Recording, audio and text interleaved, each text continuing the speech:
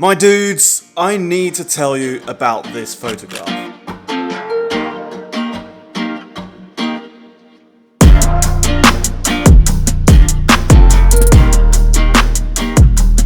What is going on, guys? Shooting Dave here, yada yada yada. So, the other weekend I decided to treat my wife Amy to a little birthday surprise by taking her to 29 Palms and staying in an RV. Now, the purpose of this trip was basically just to escape the life in LA. We wanted to cut off from the world and have a nice relaxing time, and basically this RV underneath the stars seemed like the perfect opportunity.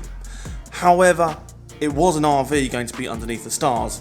You know I had to photograph this. And, well, I wanted a new print for the apartment that would help solidify this memory that Amy and I were creating together. Now, the little cogs in my mind were whirring away, trying to figure out photo opportunities. The first thing I wanted to know is what kind of moon that I was going to be working with, because this greatly affects how your star images come out. So I jumped on the moon app inside my phone and had a look at what we could be expecting. It turned out to be first quarter, which is roughly about 50% of the moon being present.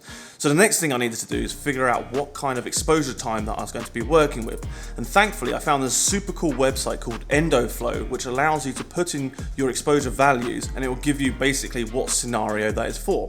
So I took a rough stab in the dark, pun intended, and shoved into ISO 200, f4 and 240 seconds, and this turned out to be -4 or -5 EV, so basically perfect for photographing under 50% moon. And the reason why I chose that long of exposure rather than driving up the ISO is I wanted those stars to be nice and blurred. I wanted to show off the rotation of the Earth during this exposure, and I knew that I was going to be taking hundreds of photographs in order for that to happen. So if you're looking for these kind of exposure tricks, go and have a look at EndoFlow. It is a great website. After Amy and I were treated to a beautiful sunset and we had some burgers around the campfire and a few little bevies, it was time to start framing up for this shot. Now, I was going to light paint the RV, but I really wasn't going to pay any care or attention to it. I just wanted to get some light on the surrounding environment, and basically you can do the same using anything that you have at your disposal. So whether it's your iPhone torch, an actual LED light, or basically just a regular torch, whatever you've got is fine, just to throw some illumination onto the ground. Once I'd done that, I basically took the tripod and the camera down the side of the RV, because the RV wasn't actually facing the direction that I wanted, and I knew to get the circular rings in the photograph I needed to point my camera north. So I actually took it down the side of the RV and pointed it to what I thought was north. Then I punched in the exposure settings into my intervalometer, set the number of exposures that I want, pressed it, and basically went and enjoyed myself for the rest of the evening. Now, to combine all of these photos, you're going to need a piece of software. I found one for free for both Mac and PC users called StarStack, so I 100% recommend using those. The first thing you're going to want to do is basically process those raw files, and you can do this in any software that you have. I used Lightroom, and all I did was basically export those raw files as JPEGs. And then once you open up StarStack, you basically want to open up all those star images that you did, go over to Gap Fill and basically hit process, and it will process all of those images together for you.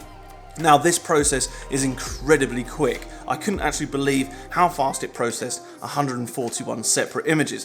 It's so fast that I feel like I need to show it with you, so I'm going to play for you a little real-time thing, but speed it up. I'm going to have a little timer down the bottom so you can see real-time how long it took to stack all of these together.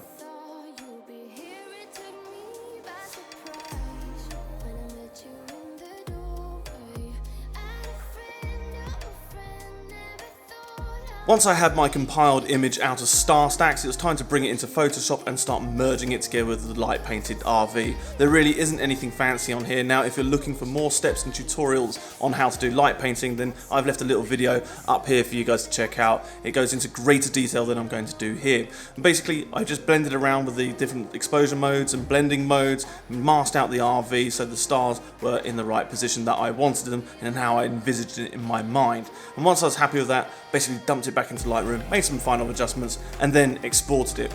And well, guys, this is the final image, and I'm completely stoked with it. I loved how this looked. I basically envisaged this before we even went on the trip, and I knew that I wanted this print to be inside my apartment. So all that's left for me to do now is get this puppy printed and framed and up on the walls.